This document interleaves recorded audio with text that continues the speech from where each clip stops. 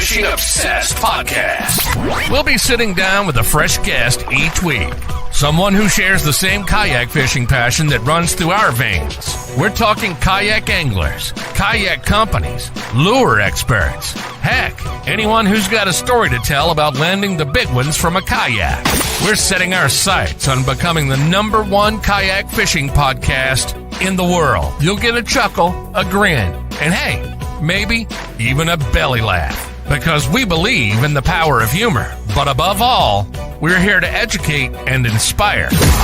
So, whether you're a seasoned kayak angler or just dipping your toes into this exhilarating world, join us on the Kayak Fishing Obsessed podcast. It's time to reel in adventure, camaraderie, and the joy of the catch. Here's your host, Daren Wendell. Hey guys, welcome to podcast episode number 40, brought to you by the Wendell Fishing YouTube channel. Guys, we got Gregory on tonight, and we are going to be geeking out about some pre-fishing strategy. We're going to talk about the Kayak Adventure Series. Pumped to hear about that because that's kind of new, and I don't believe the website's even out, and there's only been like one stream for that, so that's going to be awesome. And we're going to hear about what the latest is at Crescent Kayak. So I am pumped up tonight, guys. We've got some upcoming guests coming down the pike. Got the Knucklehead winners coming up next week. The Bearded Paddler after that. I booked Impulse Rods. I had an absolute freaking blast on the Alex Rudd podcast last Friday night. Had another party on Debo's Fishing and Dizzle this past Saturday night. So it's been an incredible week. And what else is awesome is my daughter, Mercy Wendell. Here, I got a photo for you for those who are not on the podcast. There she is. She just won her second tournament, right? So our church has a little church fish off. Last year it was like 60 people. She won most fish with like 16. And then there's probably 30 anglers this past Sunday, and she won most fish with 6 bass. And so pretty proud of her. It's like a secret. It's not really a secret. I tell my wife all the time, like, I really want my daughter to help be a part of the Wendell Fishing channel here moving forward. But that was awesome. So I'm pumped about that. But let's give it a Knucklehead update here. Let me share my screen. And it's coming. This might be the last time. Maybe next week might be the last time we talk about the Knucklehead Bass Fishing Series. But this is the last month. And let's see who's sitting in the top 5 places. We got Ellis McRobertson first with 103.75 inches over 5 fish. That's like 20-inch fish for this top 5. Congrats, Ellis. Tammy Sanchez, who's already on the team, which I'm excited about because she continues to put bigs on the board, 99.25 inches. Jake Tomlin, also already on the team, 94 inches. I'm coming in 4th with 93 inches. And Levi Bolgren, 89.5 inches. But keep this in mind. Ellis has signed up for a variety of other teams. So if he decides to pick a losing team and not pick Team Wendell, then that'll break it down. Levi, you could be up for winning the last spot on Team Wendell. So pretty excited about that. So we'll see what happens there. But guys, let's go ahead and move into the juice tonight. Remember, this is an interactive show. We want to hear your questions. But let me welcome to the show 2022 Bassmaster Kayak Series Angler of the Year, including 3 back-to-back wins. Won 6 times nationally in 22, earned the Hobie Angler of the Year title in 2020. The Director of Fishing. I mean, come on, what better title is that at Crescent Kayaks? My man, Gregory. Welcome to the show, brother. What's going on, bud? How you doing? Yeah, I'm doing great. I am just pumped for tonight. I've been pumped to have you slated for a long time now. So I know you. I've seen you on other podcasts, so forth and so on. It's like we got to get him on KFO, and so thank you. I cannot wait, man. Let's get into it. I mean, we've got a lot of folks out there I know that are listening and watching, and they're going to keep this train and party rolling with some good questions. And I'm excited, man. I'm really pumped because, here's what's cool about fishing. I didn't really know a ton about, you and your channel, and you reached out, and it's just incredible. Like this, like whole separate population of, and I didn't know Alex Rudd before I met him and went on his podcast. There's all these people out there with these giant, massive followings and groups of folks and incredible shows, incredible talents like yourself. And then boom, like it's just, you get exposed to something new, and look at all that, like all your fans and all your folks now, I get exposed to what we're doing. So it's just kind of cool that we get to team up and do something like this, bud. Heck yeah. Well, let's talk about the thing that we might be like second to talk about. This kayak adventure series. Like, hit us with what's Yeah. going on there because you can't find it on the interwebs right now, right? Not really. I mean, we did one live stream about it just because, people were asking questions. A lot of rumors were getting out there because we had to kind of talk about it with people at ICAST. And of course, once you talk about anything at ICAST, forget that. Once you just talk about anything through a text of somebody that's private, it doesn't matter. Everything just as all of a sudden can easily become public, So, and we knew it would, of course. So once we started talking to sponsors and people there, and I talked to the other tournament directors, we knew someone was going to talk about it with somebody, and then they were going to say something to somebody, and that's okay. We weren't trying to keep it a big time secret or anything at that point. But yeah, we did a live stream and talked about it. It's on my YouTube channel and it's on Jeff Little's YouTube channel. It's on the Serious Angler channel. It's on just several channels. You guys can go check it out. Paddle and Fin, I believe. So go listen to it. It's probably an hour and a half long. We talk all about it. But basically, it's a new, kayak fishing tournament series. It's sort of like has a festival component to it, or multiple festivals, really, Thursday and Saturday festival component to it. Think live music, food trucks, games, bouncy houses for kids, kayak demos, Toyota truck demos, ATV demos, stuff like that is going on. And the results, the coolest part really, in my opinion, is the results are going to be held in these historic theaters, in these kind of quaint little small, medium, small cities we go to. They have these historic theaters downtown with the marquee and all the lights. So it gives our real stage to be on. Confetti's going to go off, smoke machines. They're on a real stage, and we're in the air conditioning, because these events are next year, 2024, and mostly in the warmer months. You're in AC, you got food to drink, you got a comfortable seat. What's not to love? And then after the awards are over, we go to an after party. There's even more partying. We're pushing each other in the bushes. 1 a.m., 2 a.m. It's just having a blast because our awards are on Saturday. So everyone's going to be there to celebrate. And there's no reason to leave, right? So to leave the fun. That's kind of the gist of it. There's a lot of other cool things, different categories and ways you can win besides just the 5 biggest fish. But it's a day and a half format, a very unique day and a half, a Friday afternoon combined with a Saturday. But it's still just 5 fish between both. So if you don't make it the afternoon, you're not like, it's like you can't fish the tournament still. You might be down 4 hours. But anyway, we talk about it in the podcast, and people are looking forward to it. And I know people are probably making comments about it. It's just different twists, man. Just kind of, and a 2-man team, by the way. I will mention that. The 2-man team division. A lot of buzz. I did that back with the River Bass and Tournament Trail. So that's another cool concept. And then, of course, awards for the top youth and stuff like that, man. I could go on and on, but I will mention this because I promised people a special nugget that we didn't talk about on the live stream. So people who, are listening to this will get the little different nugget I didn't talk about on the live stream. The Angler of the Year and the Team of the Year. I don't believe we talked about that. It's calculated in a way that no other tournament trail has ever done it before. Okay. And I can't get into all the details now, but I can kind of loosely explain it. Basically what it is, there's a tournament trail in Alabama that my buddy Lance Cooley kind of helps run. I forget which, if it's the Iron City Kayak Anglers maybe. But there are a couple tournament series there, and he developed a new AOI points, I don't know what the word is, a points accumulation or whatever, just a configuration. Someone help me out with the word I'm looking for. But anyway, what he did is he said, it just seems odd to me that if you catch, let's say, 1/4 of an inch or a 1/2 inch below the leader of the tournament, that you only, you might get 1 point less or whatever it is for the AOI. But then all of a sudden, let's say there's people that are 10 inches below you two, and they get just 1 point less, and you had 1/2 inch or 1/4 of an inch from that winner, and they're 10 inches below. Or let's say like 10 people are stacked within a 1/2 inch. There's a bunch of tiebreakers or whatever, and you might only be an inch, let's say, off of the leader, but you're in 11th place, and you get 11th place AOI points, but you're literally just an inch off the leader. I mean, is that really like showing? Is it really indicative of how good of a day you had on the water? I mean, you're only an inch behind.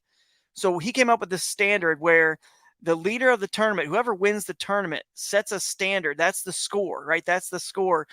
That's the maximum score for the day. And everybody else gets the number of points that's a percentage of whatever they got towards that top angler score. So basically what that means is, let's say 2 people tied at first. Let's say you got 2 people that are tied. Obviously, you got to break the tiebreaker by the biggest bass. But after that, for AOI points purposes, you could get the exact same number of AOI points as the winner. Or if you're in a tie for 3rd or 4th or whatever, or you guys are all real close, you're just getting, a percentage of what you got to that standard score that the angler up top set. So basically, to sum it up, the easiest way, you get what you earned and what you deserved on how good your day was. You don't got to worry about these big gaps. And if you smoke the competition, like smoked them and you won by 10 inches, you deserve to have a little buffer in AOI points because you absolutely crushed everybody. Right. And that was not easy. That doesn't happen very often. So you deserve that cushion. It also keeps it from being tiebreakers because it actually gets decimal points into the calculation. So you really don't end up with tiebreakers for AOI. So it's pretty cool. You just get what you earn, what you deserve. It sounds like you're like scoring on the curve. Like if you're grading on Yeah. the curve, the top person creates the Sets baseline that. and you. Yeah, that's a good. I don't know. I'm not good at here. I got nuts ponds over here. He's like, the math is making my head spin. Yeah, I'm glad someone else is figuring it out because my brain hurts a little bit. It sounds like it's you're trying to credit anglers for better. What they actually, and you don't have to worry about the math. So that's the good news, nuts. Yeah, you don't have to worry about the math. You just have to know that whatever you actually caught compared to the person who set the bar for that day, whatever you got up to his, score, you're getting the points based on that. So you get what you deserve, and that's all that matters. Like you kind of want what you deserve. It's pretty cool system. And so anyway, we'll see how it works out. But everyone who's been using it at the local club level absolutely loves it because you don't get one of those situations where, man, you were right up there, but you're only an inch or inch and a half off, but you're somehow all the way down in 10th or 11th or 12th place. And that those points don't really add up to how good of a day you had, And so anyway, right. Yeah, you got some people on here liking it. Mainstream Fishing, who, by the way, we're talking back and forth. I'm going to be on his show here in the upcoming weeks. He's like, wow, I like that system. So, all right. Yeah, it'll be cool. Yeah, that's great. So, someone said it sounds like NASCAR playoffs. Thanks, other life. we are even though our website's not up, by the way, before we transition, we are on Instagram, we are on Facebook, and have a YouTube channel. But you guys can go follow us on there for more information about it. So, well, where are these located? Oh yeah, the events are going to be in. We start in Georgia with one called Shoaly Palooza. So we have a festival name for each one of them. So we'll start with Shoaly Palooza, so you guys can catch your first shoal bass. It's a bucket list fish for a lot of people. Of course, we're going to talk Crescent kayaks later, so we'll talk about the Shoaly kayak, and which proceeds every sale of a Shoaly kayak goes to the Flint River Keeper to help restore the habitat for the shoal bass and protect the shoal bass and the fish and those rivers they live in. And of course, we're going to have the Flint River Keeper there as well to raise money for them, pediatric cancer at that event as well. So Shoaly Palooza is going to be awesome. The next one, we go to Michigan for Wild Whitehall. It's in Whitehall, Michigan. Oh, yeah. Lots of rivers and lakes, up there that flow into the east side of Lake Michigan that are great fisheries, largemouth and smallmouth. That's like Muskegon area, right? Yes, Muskegon, just north of Muskegon. So you got Muskegon River, Muskegon Lake, the White River, the White Lake. You got Grand River is about as far south as we go. It creates a lake, going in before it goes in. They all create lakes before they go into the Lake Michigan. And then north of Whitehall, there's other lakes up there too that are awesome. They're a little bit smaller, but they're all in balance, and the rivers that feed into them. So it's pretty cool. And then after Whitehall, we will go to Poplar Bluff, Missouri, like kind of early July. And so that'll be another fun one because Poplar Bluff is the gateway to the Ozarks, that town. So it's right there where the Ozarks start. So if you think about it, we let, most tournaments, are this way, and ours is the tournament headquarters is the center of the radius for the boundary water you can fish, right? So we let people fish lakes and rivers. And so Poplar Bluff is the gateway to the Ozarks. So the mountains start right there. So you can either fish Clearwater, Ozark type rivers and lakes, Lake Wapapello, Clearwater Lake, Duck Creek Conservation Area Lake, or you can, Duck Creek's more in the Mississippi floodplain, or you could go south and east of the whole city, right? And you're in that floodplain water for the Mississippi floodplain. And it's honestly, we say it's Missouri, but it's 3.5 hours from Nashville. It's super close for most people in the country. So we're going to the Ozarks. We wanted to keep this kind of centralized for year one. We're going kind of out central, but it's still, easy enough for the Ozark anglers to get to. They just got to go a little bit east, and everyone else can come west, not too far, and we'll be there. It's going to be awesome. Awesome. And then the next one we go to is Towanda, Pennsylvania, and that's on the border of New York and Pennsylvania. So it kind of feels like, New York waters will be in bounds for that event. So you can kind of fish in New York, Pennsylvania, and it's on the Susquehanna River. It's called by the way, the Ozark one is called Ozarkana. That was our name for the festival. It's going to be Ozarkana. And then in the the Pennsylvania one, it's going to be the Fiesta on the Susky. So it's a big party on the Susquehanna River, which is kind of how it always is. And our after party, I think, is going to be at a taco place too. So that was kind of play on the Fiesta on the Susky. So we're going to have a good time there. And we also are going to, after that, go to, by the way, that one doesn't have any lakes in play just because it's the Susquehanna River. And, it's got all the tributaries that flow into it are in bounds. And all of our tournaments, you can access water publicly wherever there's public access. So there's no designated launches. It just has to be a public launch. And then you can portage and do stuff like that. You can wade fish. So the Susquehanna, you'll see a lot of that going on. And of course, a lot of big smallmouth. And then we go to a really exciting event north of Madison, Wisconsin, in a city called Sauk Prairie. Okay. So that's going to be really cool because there are some giant, again, largemouth and smallmouth are going to play in that one as well. And then and that's called the Wisconsin River Fest. So that's on the Wisconsin River, and it forms a lake called Lake Wisconsin. Who named that one? Because all the other ones are like Shoaly Palooza, and then you got the Wisconsin River Fest. Yeah. I don't know, man.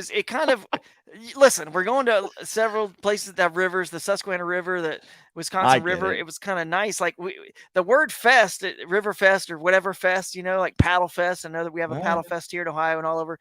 We had to use something fest, at least one of these. So Wisconsin River, it was already the Wisconsin River we're fishing. We're like, hey, let's just put the word fest on the end of that one. Call it done. And our championship is not announced yet, but it is October 4th and 5th, and it's going to be called Broodstock. That's the name of our championship, kind of like the Bassmaster Classic, Red Crest. Ours is called Broodstock, and we'll announce the location for that later.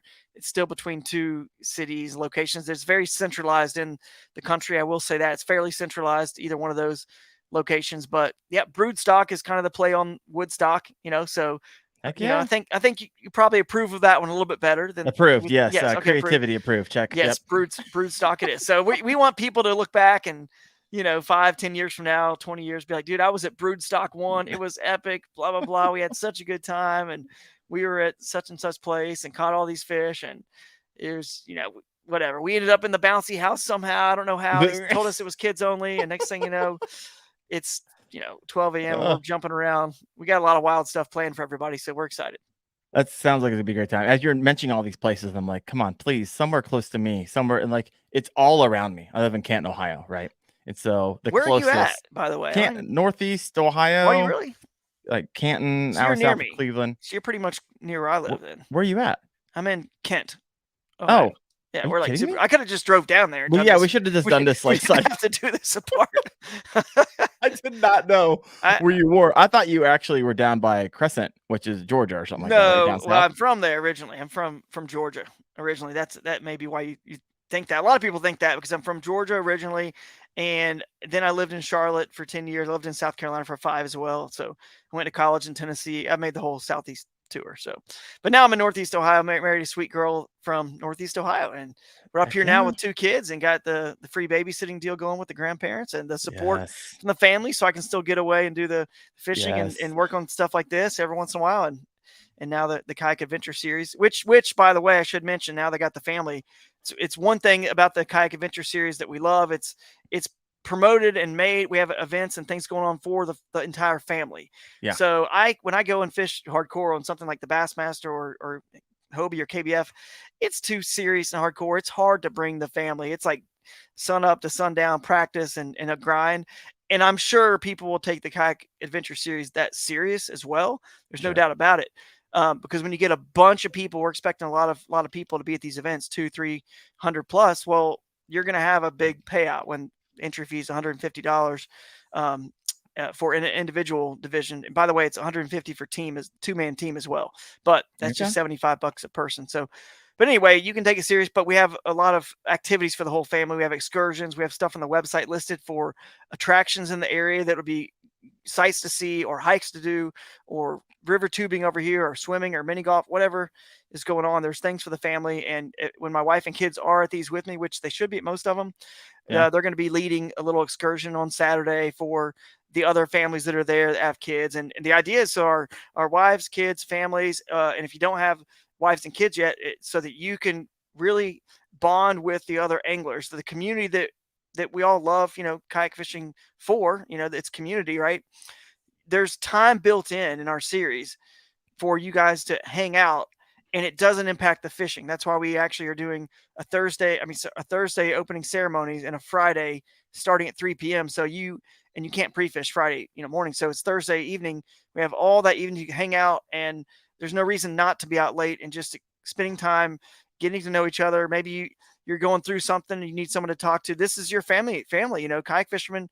We kind of are a family. So it's a good place for you to talk to people, open up about whatever you want in your life, and develop relationships and friendships, because no human on earth doesn't need that. So that's what that's for, Thursday. And then starting late on Friday. By the way, I have seminars and stuff on Friday morning as well, seminars and stuff going on. And then Saturday is the party again. You don't have to leave, because you don't have to get to work on Sunday. It's only Saturday night. So stay there, celebrate, develop those friendships even more with your kids, families, whoever. And yeah, that's pretty much the gist of it. So, speaking of seminars, how I kind of found you is sometimes how I find individuals to invite on the show. Like I'll go to I know there was a fishing convention down in Columbus. And so I go through and look at all the speakers. I'm like, who would be interesting to have on the KFO show? Oh, Drew, there we go. I'll reach out to you. Perfect. And that's how I found you. Like, hey, can you come on and talk? Because I know you've done seminars on, river bassing, which kind of like your thing. Sure. And then we started talking a little bit. And you're like, let's talk about pre-fishing strategy. So this is going to be our segue, and we can finish it up with some Crescent guy talk at the end. Cool. But so this is what, in my opinion, one of the things that's overlooked the most, right?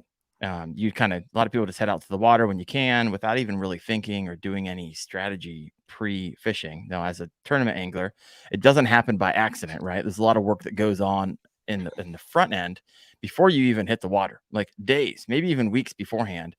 Break it down for us, because I have found personally that I have found some of the greatest gains in my kayak fishing kind of evolving as a kayak angler with pre-fishing strategies. But I would love to hear from you. Yeah. Walk us through, what do you do?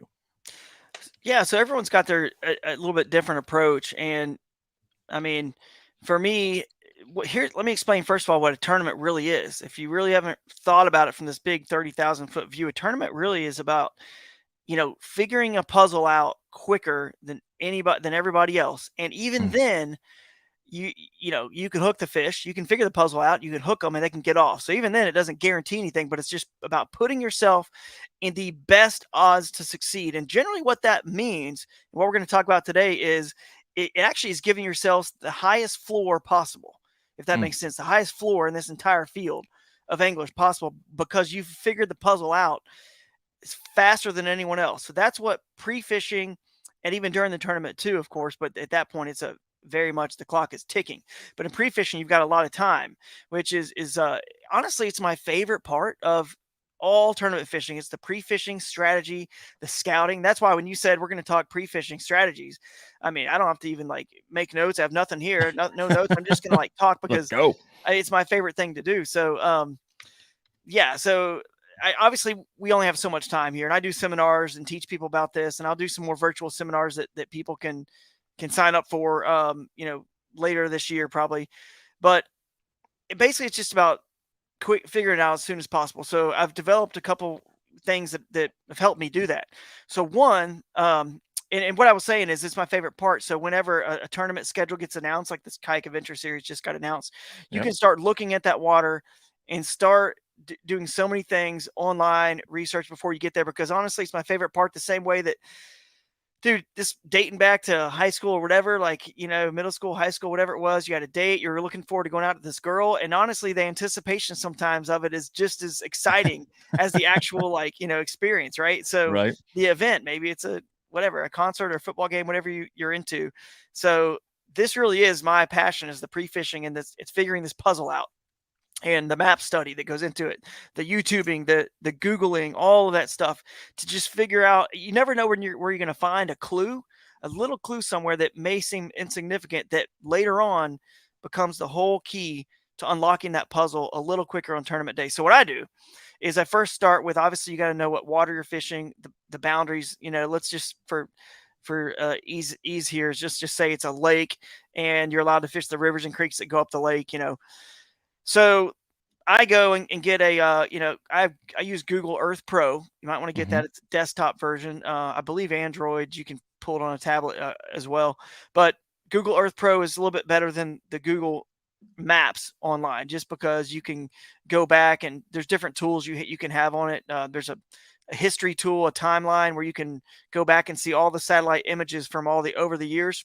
So you can look at a body. See where like the lily pads come and go over the years and all Yeah, kinds of stuff. exactly. Generally, not always, but generally, I am going to do my map study with that satellite image that is the lowest water level possible of rivers and creeks, and that's just going to expose all the underwater boulders and rocks and stumps and anything that's unique and different under the water, a little drop offs, things like that. There are other times you might want to change that, but anyway, that's what I'm doing. But what you want to do is just go around the entire lake, right? The entire lake, and up all the rivers and creeks that are connected, that are in bounds, and start dropping pins on spots that look interesting, or even particular, like a random boulder out in the middle of the lake or somewhere that you saw at low water. Anything that just looks unique, like you said, weeds, lily pads, anything that looks unique. Now, here's what's crazy. You're probably thinking, you guys listening here, watching, are probably thinking to yourself, well, if I did that, I'm probably going to be just dropping tons of pins all over the place, like constantly, because you're always seeing something that looks fishy, right? Right. Well, yeah, at first you are, but what you got to do is once you go around the whole thing, and you do that, then wait a day or wait a week or whatever, however long, and then I want you to go back around again, and now and start pulling away pins, and here's why, and here's how.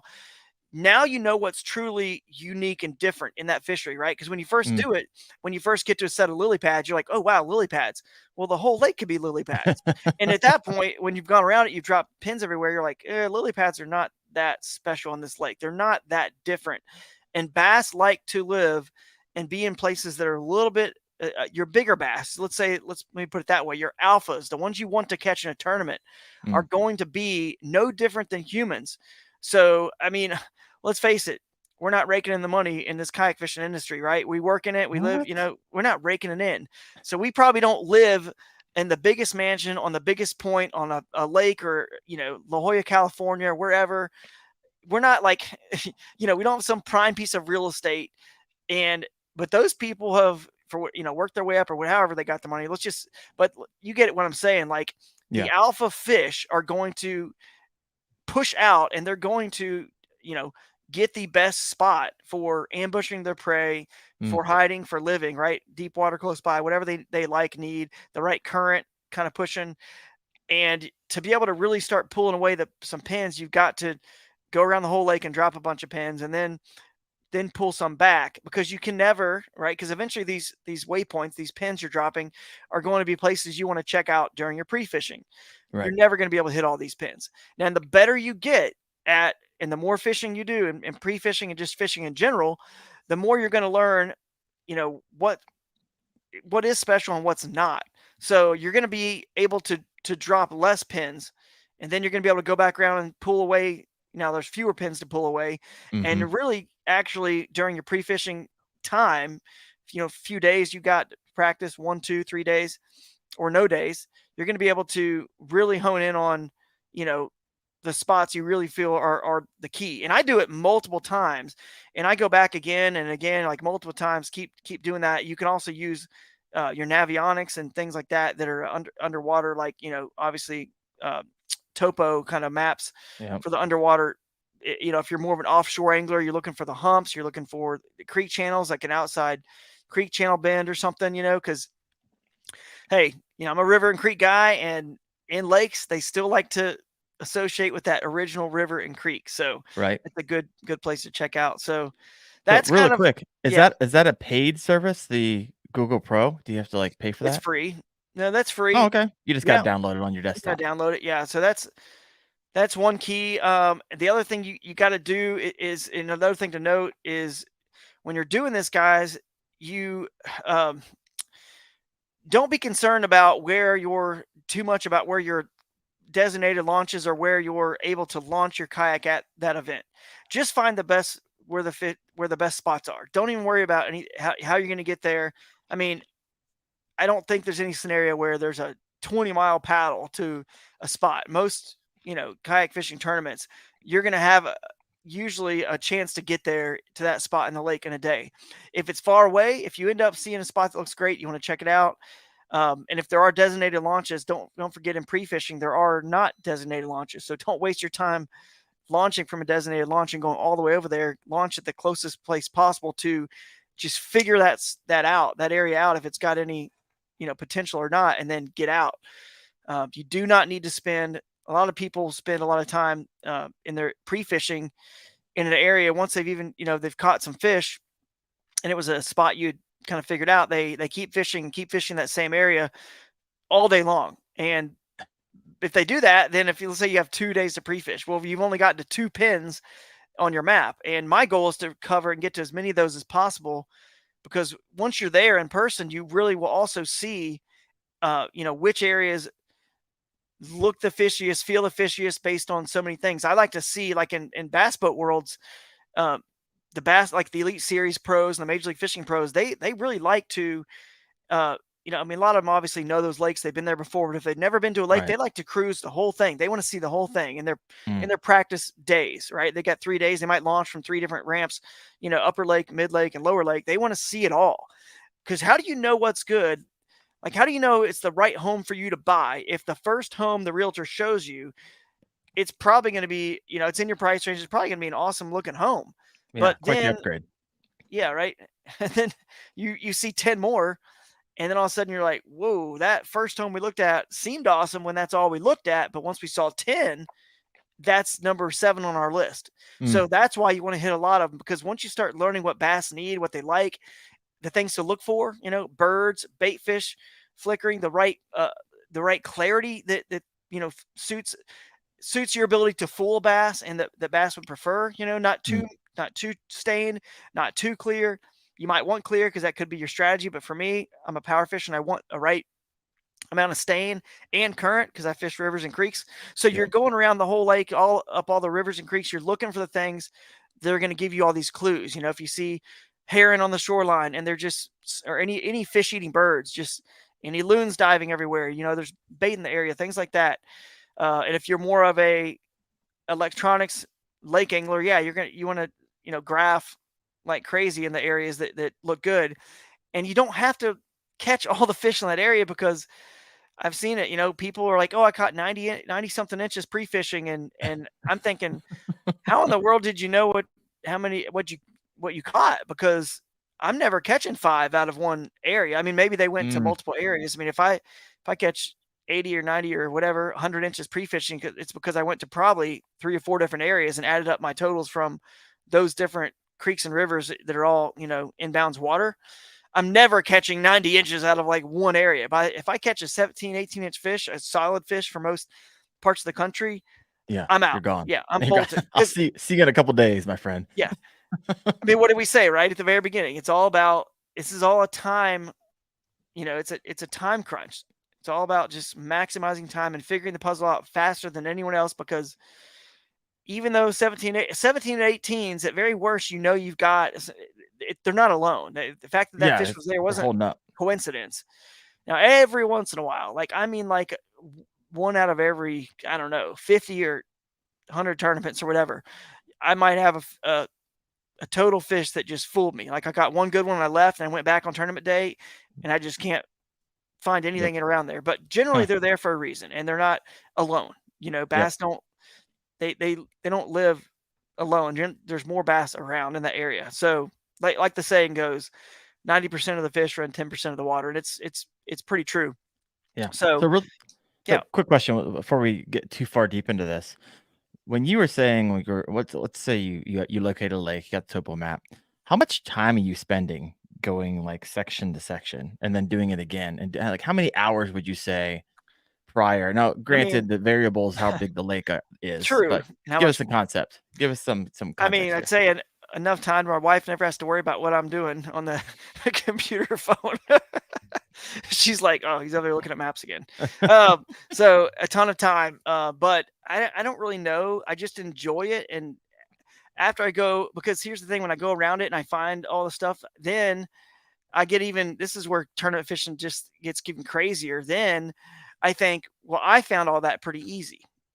So if I found it pretty easy, everybody else did. So if everyone else found it easy, now I got to go and search even harder and find out, well, what's something that doesn't seem as obvious. And now I lean towards areas of the lakes and the rivers that don't seem as obvious, because I don't want the to be around, the majority of the pressure, not just on the tournament day, but what probably got pressured hard pre-fishing. I would rather have, a winning spot could easily be a spot that's a B level spot. It's not an A spot. It's not the best spot on the lake, but because the pressure wasn't hit so hard, it's like a secret little B spot, that it wasn't as easy to find. It's got really good fish, but it turns into the winning spot when everybody else splits up the fish at all these other A spots, these obvious places. Yeah. But if you're going to go to an obvious A spot, I'll give you a little tip here. We're talking pre-fishing. We're talking, what you're going to do in the tournament a little bit as well, but go there first. If you're going to go to an A spot, go there right off the bat, be the first one there, get what you can, because it's going to get hit later. Steal what you can out of that spot, get it on the board, throw it back, and then load your kayak back up and move to another spot that you feel you may have all yourself that's not as obvious, if that makes sense. It does. I was just listening to one of the members on my knucklehead team, Tammy Sanchez. She was retelling her story in her tournament. She's like, hey, I went to the spot that I pre-fished only to find out there were 4 other kayak anglers there, and basically it got fished out. She got a few dinks out of what was a sweet spot. Now, she didn't share whether or not it was the first one she went to. Maybe she came in later today, but nonetheless, she wasn't the only one there, and they were the spot was already picked apart. Yep, exactly. And there's some questions over here too. We could let's go to this one. I see Zach. Yeah, he's got a good question. Zach Valing. Sorry, Zach, I'm just go with Zach because your last name I'm going to butcher my boss. There you go. How much stain is too much stain? Yeah, for me, again, this is very, very much predicated on your style of fishing. For me, I want it also just depends on the lake in general. So some lakes are muddy in nature, and some lakes are clear, super clear in nature. So if it's a muddy lake, I want to find some clearer water to give it a, let's just say the most of the lake is only, a foot visibility, there was a big rain or whatever. I want to try to find clear water where, I can find 2 foot of visibility, double that somewhere else, right? If I can. And then, because your fish are going to be a little bit, able to see a little bit further there, whatnot. And then if it's a clear water lake, I'm usually up in, rivers and creeks, which typically have a little bit more stain. But, I want to find that stain. If it's super clear and you can see 4 or 5 feet, then I want to find water where you can only see, again, 2 or 3 feet, just a little bit less than the rest of the lake. And that gives me a chance, for my style being a power fisherman, better odds for a spinnerbait or a buzzbait or a chatterbait, things like that, a swim bait. It breaks it up. And then if I'm not going to find the right stain, I'm going to find it artificially on the lake. So, in a river or creek, I'm going to find it artificially somewhere with wind and waves on, the windiest part of, the windiest shoreline of the lake, which is going to crash waves. And then of course, sometimes boats come and make wakes too, but I'm going to try to find it artificially when it gets stirred up at, by the time 10, 11 a.m. hits and wind picks up usually, and can create my own turbulence. And wind in the waves creates a little bit more of a, what's the word I'm looking for? It just hides the presentation and just chops it up a little bit. Your bait gets, a little bit chopped up in that current and the wind current. So they can't see, see it as well. And they're more ambushing and feet, good. It's a good time for swim bait, spinner bait, chatterbait when you got wind, stuff like that. So what if you're forced to fish very clear water? You just can't find it manufactured, or it's just that's a great. Clear. This is actually a really good question, because it's a tricky one for me and my style. Because if it's all clear, and I've fished tournaments that are like this, then I want to, I want to find as much current as I can. Because again, at least the waves are going to chop it up, or as much wind. But this is kind of predicated on the time of year. And most of our tournaments are in times of the year where top water works pretty well. But I'll tell you, that's my secret. If it's super clear water, I stick to top water so I can still use my straight braided line, or I burn the bait faster. If it's a spinner bait or a chatterbait that goes under, it's still kind of a top water because I'm burning it and it's on the top of the surface. So I'm fooling fish and making them choose and forcing them to react on baits, like that. So that's kind of what my go-to is when that, or you got to find vegetation again, it kind of hides your, my 30-pound straight braid, which is what I love to just throw, I Sunline SX1 straight braid on everything when I can, just because your hookup ratio is better. We're in a kayak, so there's no stretch. And I mean, believe it or not, you can catch them in pretty darn clear water if you find the right fish in the right situations, even with straight braid. I mean, crystal clear water on the Susquehanna last year, I was catching them on a jig on the bottom, Z-Man cross eyes power finesse jig. Okay. I wish I would have had a spinning rod with me, but I didn't in my Shoalie. I should have had it in my little locker in the front of the Shoalie kayak, but I didn't have any spinning stuff on me. I was stubborn, and I thought I knew what was going to happen. And I just found a school of fish that were suspended, and it was crystal low, no wind whatsoever. And I'm like, oh my goodness, they're not going to eat this, but they still ate it. But yeah, they munched it. It was not easy. But anyway, yeah, clear water, top water is the way to go if it's the time of year where the water's warm enough. Yeah. I got some comments over here. Thank you. By the way, you're giving us the juice, folks. Not just great for tournaments, but just great for your local lake and how you fish. So Cruz Garza. Hey, what's up, everyone? New here in the chat. Welcome. What's up, Cruz? To the podcast, brother. Got a couple of questions here. One from Zach. He asks, how are you anchoring? Drift sock, anchor wizard. What's your style? Yeah, I mean, if I'm going to anchor, it's through something like an anchor wizard. That's a little bit easier for me just to crank it up. There's a few different types of anchor wizard products I believe out there you can check, but that's pretty much what I use. I don't really use, I mean, when you have a motor, that kind of these days it solves it, especially if you've got spot lock on the motor. But I do run a Torpedo these days, and it's just great for the river creek style that I fish. And it's 1103. It's awesome. So I don't really need to anchor a lot, but if I was going to anchor, then yeah, it's going to be that anchor wizard probably. Right on. With a drag chain, like a piece of logging chain off the back of that Shoalie. Oh, there you go.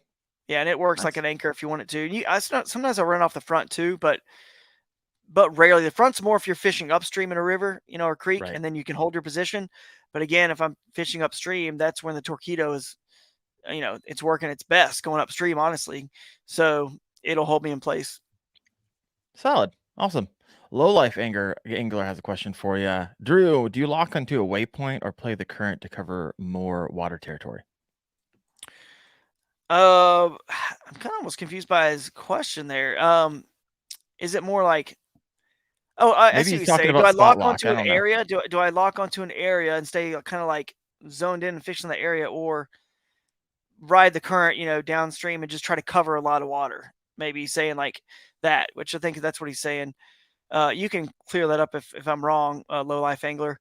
But I will say I cover more water. I'm a covering water kind of guy. I cover just 15, 20 miles sometimes in tournaments. I mean, just long expanses potentially of water, because I'm going to specific things that I've found that I know there are. I would rather spend, more of my time there and waste, not really, it's not a waste, but waste time, so to speak, getting there and spend more of my time there at those locations that I've already pre-fished. I've already, I pre-found, right? Scouting on my Google Earth thing we talked about earlier. And then went there in person during the tournament, caught some fish that told me that they were there. And then I fish a lot of 2-day tournaments too. That's why I do just a teeny bit of sampling on the fishing side of things, because I need fish to last for 2 days. I need to have an A, B, C, D, E, and F, like sort of places I can go. And if I don't see that many places, pre-fishing, then I'm never going to have them. Worst case, you just have to go pre-fish practice in the tournament. But anyway, I do like to cover a lot of water and a lot of, a lot of miles with the Torpedo if I'm using that. Or if I'm not, I'm just paddling, doing a float trip from point A to point B. Let's say if you set up a shuttle in a tournament. Yep. I like to cover a lot of water, but I'm still, I've fished rivers and creeks long enough. And I just kind of know where the high percentage areas for big fish are. And I'm very, very disciplined. This is the hardest thing. If I can say one thing tonight, is once you understand and you start to learn where those big fish live in rivers and creeks, you have to be disciplined to paddle to them, even though the current will gently take you. Like if you're just doing a fun float trip, right, on a Saturday, you don't think about paddling your butt off to the next potential spot where a big fish is, because you're just floating down having fun catching 12, 14 inches. But in a tournament, again, it's like all about time. It's Time time management, management. And right? so you've got to do it. And then, worst case, you run out of spots and you go to some spots that you had pinned, on your map that you didn't get a chance to check out during practice, but at least you're going to all the high percentage stuff and hitting those first and foremost, because we're trying to win the tournament here, and you can just do your fun, relaxing trip on a Saturday without the tournament. But Right. Oh, we got all kinds of questions over here. So let me hop over here real fast. All right, a couple comments. Cooler Lit AP. I use Spot Lock, which is solid. I think he runs a Old Town autopilot, so not sure, but think so. I think we've had that conversation before. Lost and Tackle said, "Hey, I wish Daren had you on before the Knucklehead tournament." So Lost and Tackle I know, right? has been trying to. He's just on the cusp, like every single time, just a couple inches short of winning that spot, but putting in the work. He did say drift towards your waypoint ? So maybe, yeah. I mean, your waypoint, it's you just need to be able to approach it and cast at it. It depends on what it is. I mean, if it's an undercut bank, you want to be paralleling the bank. If it's a log that's 90 degrees out in the lake, you want to try to parallel that structure wherever you can for keeping your bait in the strike zone as long as possible, and forcing those fish to ambush and react. You always want to imagine they're behind that boulder, behind that under those undercut roots or whatever it is, right?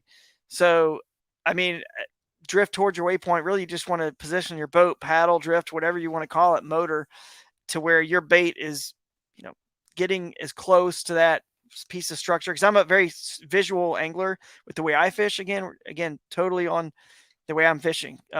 Most all my fish are caught in shallow water, 6 foot or less, and they're caught on, most of them are like 2 or 3 feet or less, and they're caught off of a piece of structure I can visually see with my eyes. Yep. Most of them. So again, you want to run that bait as close as you can to that piece of structure, so that's why they're there, is for something to come right by that rock or boulder or stump, root ball, and they ambush it. So that's the key, is just keeping that bait as close to that stuff as possible. And that requires proper boat positioning. Go back and watch one of my YouTube videos that I did. It's one fish, many lessons. I've done a few of them. I'll do more. And I talk and I teach about how to get your boat, your kayak into position with a draw stroke, something that a motor can't do. So you still need your paddle sometimes to be able to pull your boat directly sideways to make sure your kayak is in the best spot for paralleling your structure. And Drew's been posting videos for the last 14 years on YouTube, so there's quite the deep inventory there. So you can go check that out. Got a couple. I love this question here. It comes from Agent Win Outdoors. They asked the question, how do you know when to leave an area versus staying? This is like key, I would imagine, in tournament fishing, but a way you can burn a lot of time just fun fishing. You're like, holy crap, I was here for an hour and haven't caught anything. Like, do you have any rules that you live by? Yeah, I mean, it's definitely, dependent a little bit on how many other areas you have to go to, potentially. So if you're like, I'm never going to hit all my good spots in this tournament, then, after you've worked that area once, it didn't work out, you might just bail and just keep going to your others. But if you don't have as many of those, and it's a pretty big area, and you did okay practice there, then they're there. You just gotta, you maybe have to go and work around it again, spend a little bit longer there. That's one of the coolest things about tournaments. Honestly, that's a good question, because that's the decision that generally makes it or breaks it for every winner of a tournament. It's deciding when to leave or when to stay, how long to stay, how many fish are there, because you just don't know. I mean, even with live scope, which I don't use it, but or any electronics, but maybe with live scope, maybe how many are there these days, because you can kind of see them. But if you don't have that, that's the biggest decision you'll have all day long. And it's just challenging. It really comes down to, you sampled it during pre-fishing, right? So you didn't catch a lot. So when you get there on tournament day, you should get into some fish pretty quick, and not waste too much time. An hour or two, if nothing's happening in a couple hours and you've got other places to go to, I would be out of there, especially if you caught some there pre-fishing. Something is wrong. They're different. You got to relocate them. You may want to at least try to expand, because they may have moved a little bit outside of that main zone and area that you caught them in pre-fishing. But that one's just more of a experience on the water and experience with what's going on. I mean, Have how you many ever other come places? across? I'm sorry. Have you ever come Yeah. across someone that has like rules to live by that may be a little different than that? Like, hey, I set timers. I do this. I do that. What are some things you've Some heard over the years? Yeah, some people do set like, and I'll do this. I'll even set a time if I know I need to get out, either make a long motor run or a long paddle or whatever pedal, whatever you're doing across the lake or to a different part of the river or whatever, or I have to load my kayak back up and then go to another spot. Then I definitely have. Sometimes I will set a timer. Like I know this. You know how big the area you're going to is. You know how if it's just whatever. Let's say a few docks or a pipe that's flowing some water out or like a spillway dam or something you kind of know how long it takes to kind of fully fish it, right?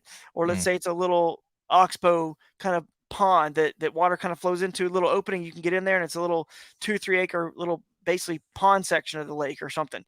If it's somewhere that you know how long it takes to kind of at least make a cast and cover all the high percentage areas, then you'll set a timer on, like, hey, I need to have an hour there, which means that it takes me 30 minutes from where I am here to get there. You kind of figure all this out, this puzzle, yep.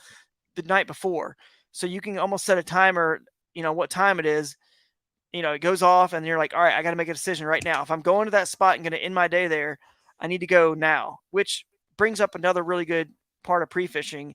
And I think I answered that question, but is you always want to start. Most tournaments let you get on the water 30 minutes before or 15 minutes Mm, before lines in, and even if they don't, then disregard. But you always want to start at your potentially farthest away location, paddle motor to some area that's furthest away, either first or end your day there. Does that make sense? Like, you don't want to kind yep. of, because then you can use that 30 minutes at the beginning of the day and it's not wasted. You can get there. Let's say it's an area that's 2 or 3 miles away, and you can get there by lines in time. So you Mm, didn't burn up 30 minutes there and 30 minutes back in the middle of the day. You only burned it up on the one way there. And yeah, you got to burn it on the way back, but at least it's just one way, not a whole hour spent just right. traveling. And then on the flip side, another area that's super far away and you don't want to go back during the tournament time, do it at your very last spot of the day and just die there. You know what I mean? In there, just because it's got the potential, and you just have no time to go 30 minutes there and 30 minutes back again during tournament hours. So that's Yeah. another little tip there. I mean, you're bringing the juice, 100%. So I got a couple of questions here. One from Tatum Woolridge. Looking at starting my kayak tournament fishing next spring, any other than obvious gear that you would suggest getting in the off season so I don't embarrass myself on day one? And this is followed up by Yes. Low Life Angler saying, "Tether down your measure catch board." Sounds like Yes. he's learned a lesson. Sounds like it. Uh, so tethering the catch board is good. In the Crescent Trolley, which I'm sure we'll touch on here in a little bit, I made a recess in that kayak, so it just stays in there. It doesn't fly out. It doesn't really go anywhere. So you don't have to like move it, grab it from behind you or anything. So that's kind of nice. That'll solve that problem for you right there. Just go Yep. get a trolley and you're good. And then, but the other question that I will say, a couple, at least one or two sneaky things. One is go get yourself a quad lock case.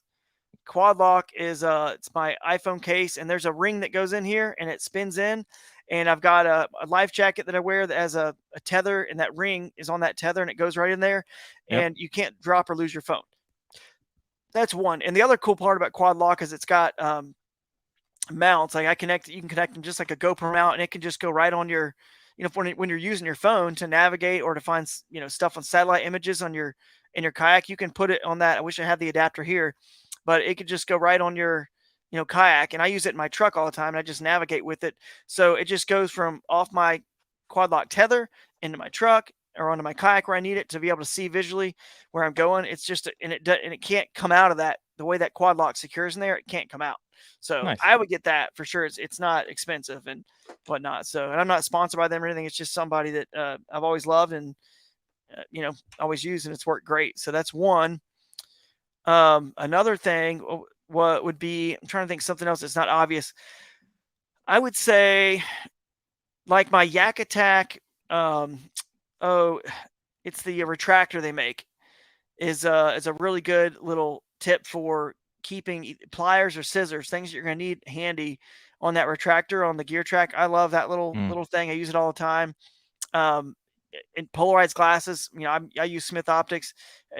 Again, maybe that's too obvious, but I'm looking at visual targets. Like I said, most of my fish, I see the structure they come off of. So a good pair of polarized glasses like Smith Optics can help you see things under the water that another, pair of glasses, especially one that's not polarized, you can't see. So if you can throw at structure that other people can't see that you could see, or you can see the fish themselves, the sight fish, that's huge. I mean, a good pair of polarized glasses.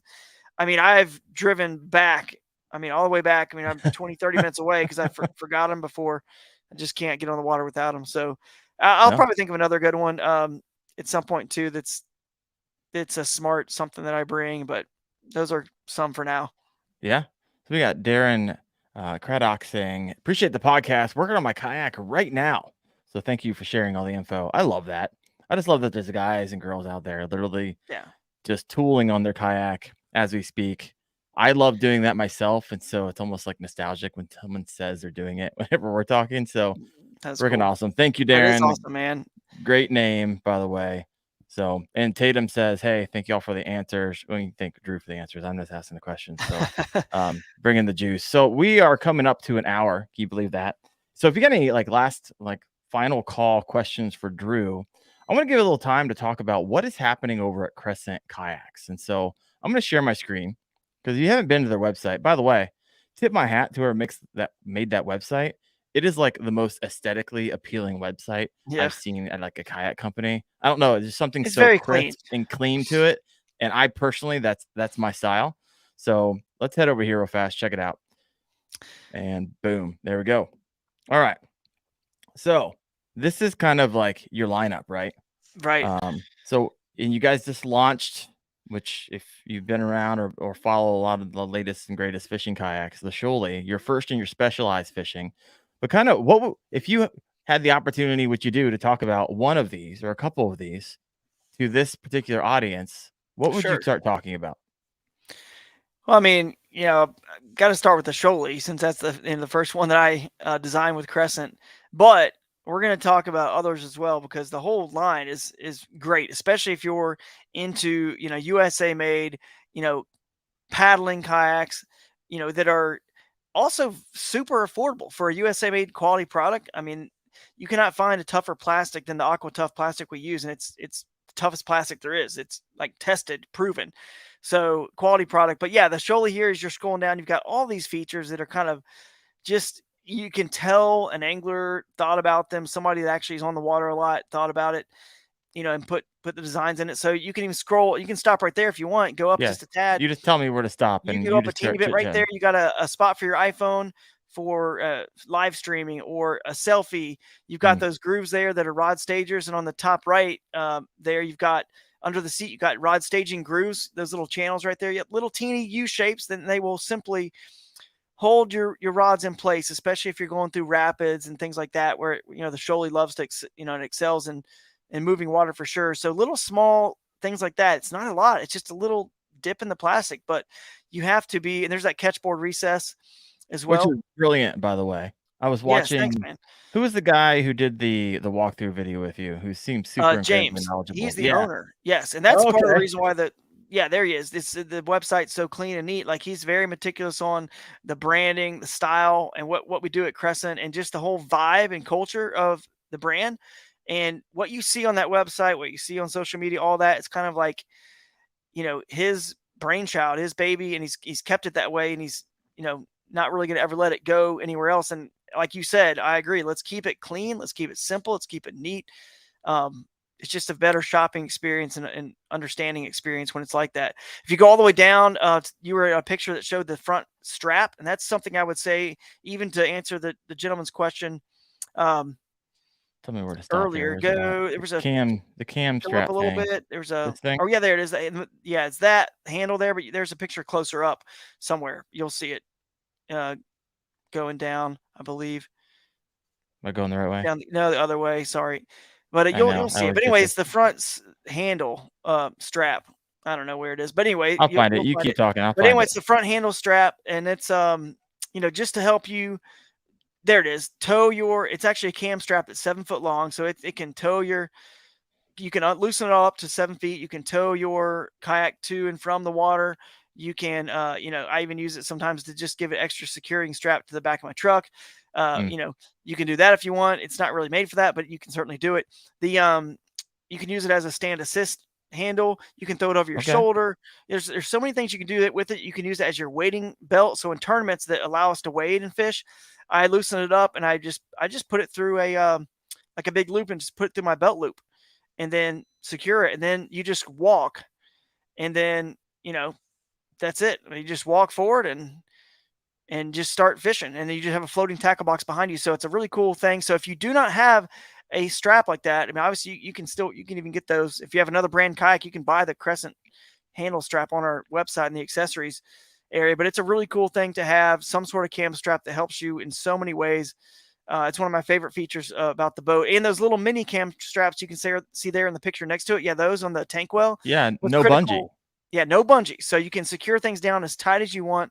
They're not going anywhere. So when you have a Yak Attack black pack in the back, which is another thing that, again, that guy who asked the question said something that's not obvious. I think a Yak Attack black pack is obvious, but maybe that's just because I'm in the industry. Maybe it's not obvious, but you need a crate.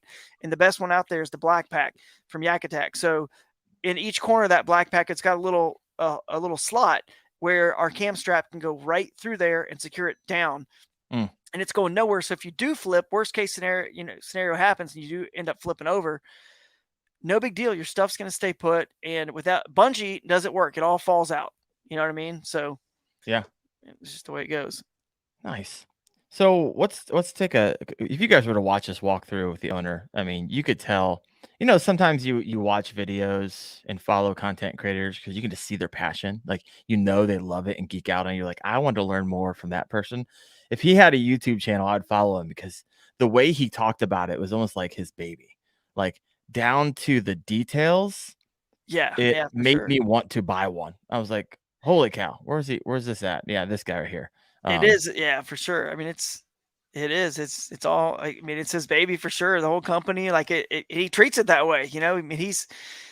I mean, almost to a fault, man. Like the guy is involved in everything on the website, on everything that's posted, on everything that's built, everything that's done. You don't find a lot of owners. You can see there's the graph right there, that fish finder right in that slot. It's pretty cool. I love that. Is that 9-inch? Recess there. I think it's a 10-inch. That's a 10-inch. Okay. But most of them, except for that Garmin, if they're 10 inches, they're not going to fit. Most 9s will fit, and then some brands like a Humminbird, you got to go all the way down to 7. But I mean, they fit, like they still fit and work in there, but not as flush and as nice and clean as most of them. But anyway, but that's James just in a nutshell. That's James Durbecker. He's meticulous about all this stuff. It's his baby, like you said. So he gets rotomolding. He came from a rotomolding family. Okay. And he gets it, very, very well because he grew up with it. So he's very, very particular about how everything is designed and how it holds up for you guys when you get them. And look, we're not the biggest company. We don't have a giant pro staff. We're not out there just beating the door down with all these anglers out there at all these tournament trails, but people who kind of stumble onto us and get a Crescent, they're, I've never heard anyone that's disappointed. They all love it. They all get it. And they love the boat. So I think that's the word of mouth from the consumers is more of our marketing probably than anything else. And we're proud of that. So, yeah. So I had Chad Hoover on the show. Actually, this is an unreleased episode. So they're coming out over the next couple weeks, but we were talking about the best and worst kayak fishing companies on the market. And what I remember saying about Crescent is it has one of the most loyal consumer followings in the business. It does. And we even have Scott Butcher works there. He was on there. He may still be on. I don't know if he's on or not. He was on earlier making a comment. I mean, he's sitting there running the shop, and you guys most people I think still remember Scott. He had a podcast for a long time and worked with KBF for a long time as well. And just is a figure in the industry, an icon for a long time. And now is with Crescent working behind the scenes, kind of running things over there. So we have the people, the understanding of what kayak anglers are looking for. And speaking of which, a lot of what they're looking for it's not really about what we're talking about, this serious hardcore like tournament stuff. It's just, and that's where James, I think that's where he and I kind of came, and it was the perfect fit because he was making these other kayaks. It's a good transition to segue to a light tackle or a CK1 or an ultralight, all the other kayaks that are kind of like, what's good is that because they don't have as many features as the Shoaly does, it allows the price point to come down even further for a quality US made product. And it still has Yak Attack gear tracks. They still have all, you really need to kind of build it up. But a lot of folks out there aren't fishing hardcore tournaments. They don't need all the bells and whistles. So if you click on a light tackle 2 there, for example, it has, or the ultralight or whatever, it's got what all you would need to get you started and get you in at a low price point, and then you can build it up with the gear tracks that are there to fit your needs. So it's still like, look at that, $11.99. I mean, that's an incredible paddling boat. Comfy seat, good to go. Yeah, good to go. High-low seating, front hatch. It's even got some of the features from the Shoaly on it with the rod stager grooves, and it comes with a little bag there on the side you can see. Okay. And it's a very, very quick hole. So a great paddling boat. So yeah, I mean, that's the cool part is we've not lost sight that kayak fishing isn't just kayak tournament fishing, even though that's what I do. And I make very specialized boats kind of for that, or for that and other more specialized purposes. But the majority of people out there still just, hey, I fish a little bit, but I also just want to kind of wreck paddle a little bit, or I'm not that serious. I don't need to spend $3,000 or $4,000. Don't need a pedal drive. Don't need a motor. Right. This is a perfect brand like for you. Yeah. Well, we got Cooler Lid asking the question, AP120. What's next for Crescent Kayak? And this is my question as well. So the Shoaly was the first in your specialized kayak. And is there, I don't know if you can share it or not. I know you said that sometimes you can, sometimes you can't. But I'm like, okay, is a pedal drive coming to Crescent? Because that's something I'd be excited about. But I know you can't share things, so I'm not going to put you on the spot. But what you can share, what's next for Crescent Kayak? Yeah, I mean, I'll let you know. I don't see a pedal drive. I mean, sorry to break your heart here, but I don't see a pedal drive in our future for a long time or whatever, because it's just not who we are. And we have so many more great paddling kayaks that in the works, you know what I mean? It's going to be a long time before we ever. And here's the thing, man, it's not just, it sounds great in theory. Everyone out there, oh, I'd love to see a pedal drive, but you got to think there's a business behind this whole thing, right? And you got to realize that developing a pedal drive there's a lot of capital involved in that. Whether you're just going to copy somebody else's drive, which is happening, of course, because Hobie's patent is up on theirs, or whatever, or developing your own pedal drive system.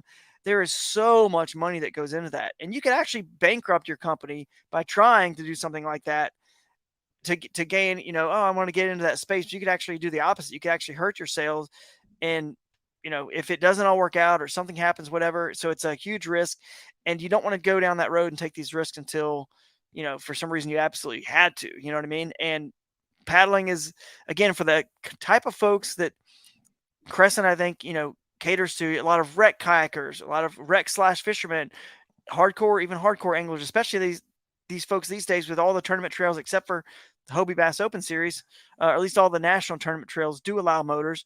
And then it's kind of like, okay, we've got enough boats for people to put motors on, for people to paddle, for all the rec anglers, that there's just no need to go down that road, So that's kind of why we're not going there yet. And there's plenty of good companies out there that are doing that. So it's like the pie is you're just gonna kind of try to get a little bit, a teeny little sliver of that pie, and it's a small pie. So you're asking for a small piece of a small pie. Small piece of a small piece of pie. Yeah, I get it. Yeah, and it may be, and it's definitely popular, and it's that pie is getting bigger with that stuff. But there's a lot of people doing it, so like you said, it's just not worth investment. And we love paddling, and there's so many places like rivers and creeks that you just you can't pedal drive anyway, and that's never going to change. I mean, it's never going to change. You can't go into thick vegetation with pedal drive. So all the places that I usually fish and do well and win tournaments, I'm looking for places. I'm know your competition. I'm looking, okay, my competition, I know they all have pedal drives, they all have motors. So when I did well and I won the AOI with Hobie and with Bassmaster, I had no pedal drive, no motor, no graphs. And I was looking for places that they were not going to go because their pedal drives don't work there, their motors don't work there. And it let me have those places all to myself, if that makes sense. Because if you have a motor, you're going to go to a place where the motor excels. If you have a pedal drive, you're going to do something where that tool is best at. And our tool, there's still plenty of water. And that's why I got into kayak fishing, because I fish wild and remote places, rivers and creeks, and the paddle will never be topped in those places. I mean, there's certainly sometimes I've been super impressed with what the Torpedo can handle and where it can go, especially if you get a Innovative Sportsman rock guard on that thing, and the weed cutter from Innovative Sportsman on that motor.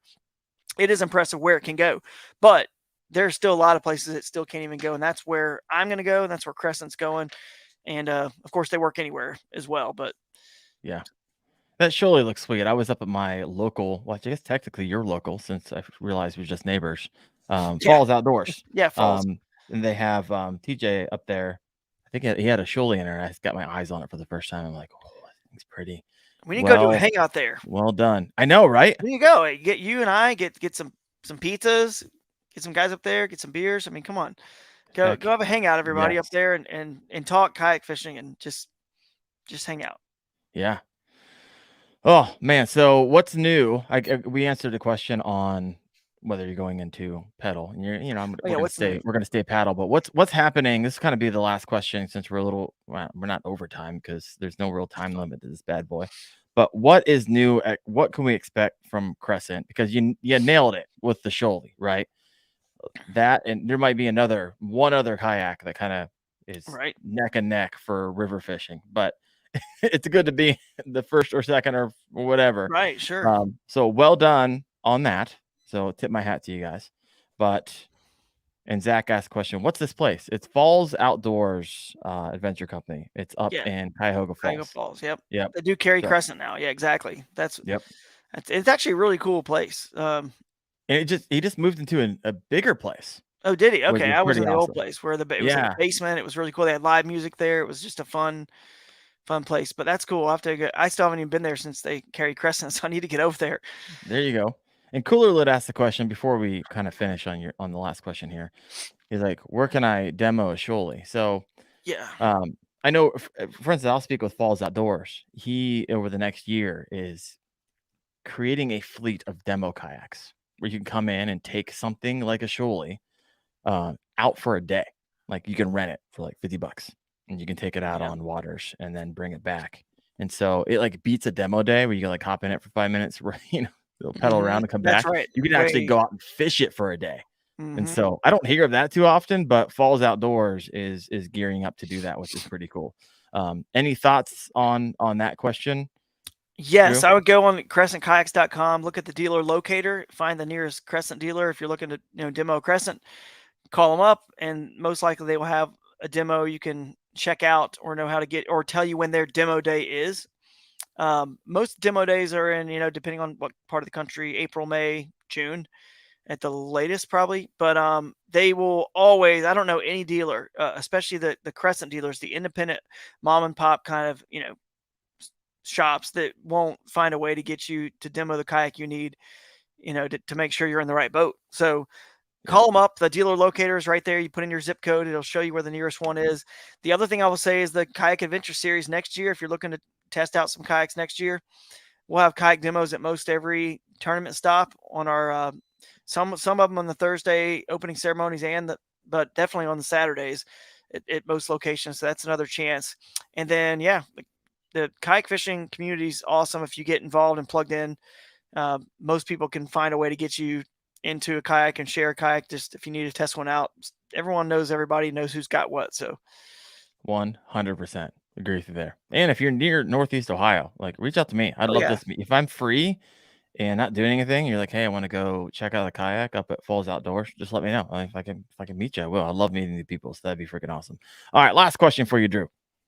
What can we expect, or kind of what's the vision for Crescent Kayaks? Because it hasn't been on my radar, to be completely honest with you, until I started geeking out on it today on the website, watching some videos. And now I'm very interested, especially I want to get into more river fishing. I love creek fishing. I typically do it by wading, but the shoalie was like, I'm thinking about it. I've been thinking about it all day. And so that's both. Really bad. That's really bad for me. Float, wade with that boat. You can do whatever. You got the strap, whatever. All right. So what's next? I mean, I will say that the Shoals was a great first, introduction. Working on something next. I mean, obviously, we've got a size kayak that I think hit the most people fit in that Shoals. Most people, but we can kind of go up, we can go down from there.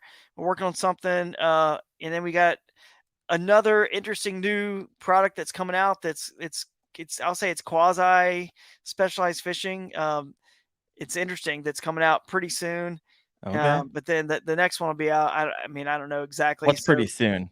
You don't say what it I is, would but what's say pretty soon? I would say, I mean, it's this year and in time for you to still get on the water, most likely with it, depending on where you live this year. Nice. So it Oh wow, that fairly is soon. So, and then the other one will be next year. So I'll just say next year sometime. Hopefully earlier the better. We're always shooting for, getting the season where it's out in time for you guys to be using it. So so we're already in August. We're basically, September.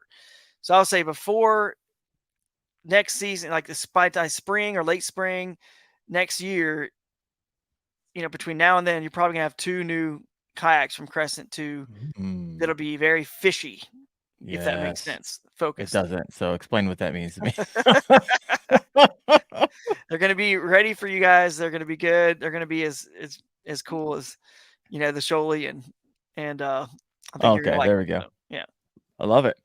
Well, tell us where we can find you. Do you have any like passion projects on the side, your YouTube channel? What are the names? Because I noticed today when I was like tagging you, they're not all the same.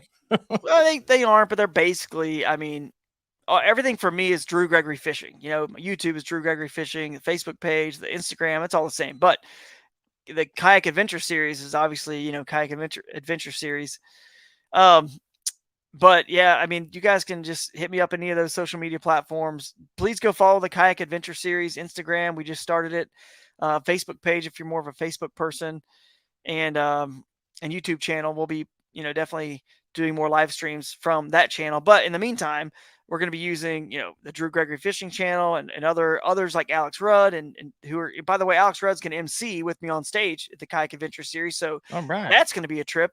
And we want to invite you to come to the events because, where you live, where I live, basically we are in one of the best locations to hit all of those events. Like you're saying, like they're all, we have one that's 5.5 hours this way, 4.5 hours this way. And then like, down to Georgia's a little bit further, but they're actually we are in I'd say Illinois, Indiana, Kentucky, Ohio, like Tennessee are probably all in the best position to hit as many of those as possible because, they're right in the middle from, the radius, if you will, from all the events. So go check it out, follow us. And we want to keep the momentum going on that series.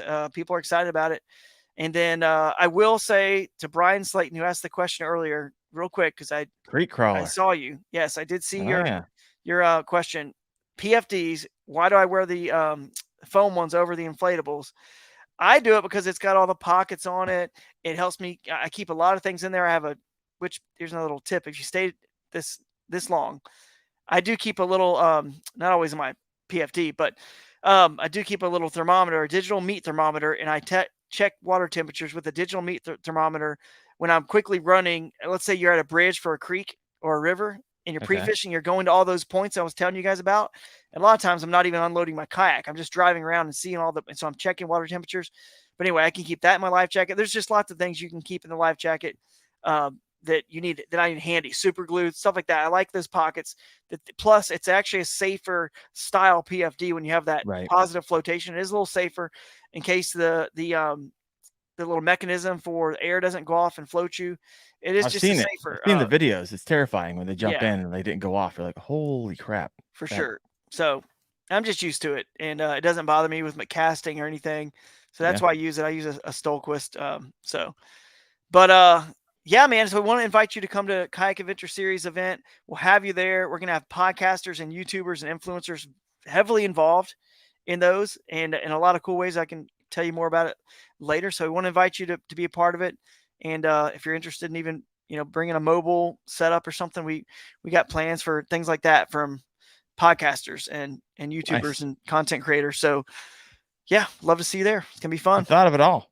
Well, folks, Drew brought, there's so many tips in there, not just for the kayak angler. I mean, for the tournament angler, but just for like your home lake.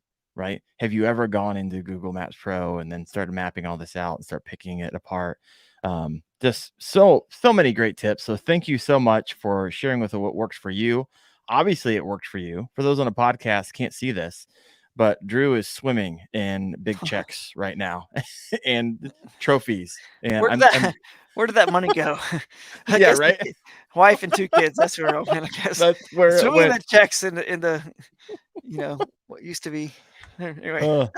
Impressive. Yeah, Well, thanks, everybody, man. Drew, thank you. And join us next week because I have all 4 winners of the Knucklehead Bass Fishing Series on the show, where we'll get some insights on how they were able to catch consistent donkeys. And so that's going to be pretty awesome. They're my teammates, so I look forward to picking that apart myself. I'll see you next Tuesday night, 8:30 p.m. Eastern. Thanks for watching. See you. Nice.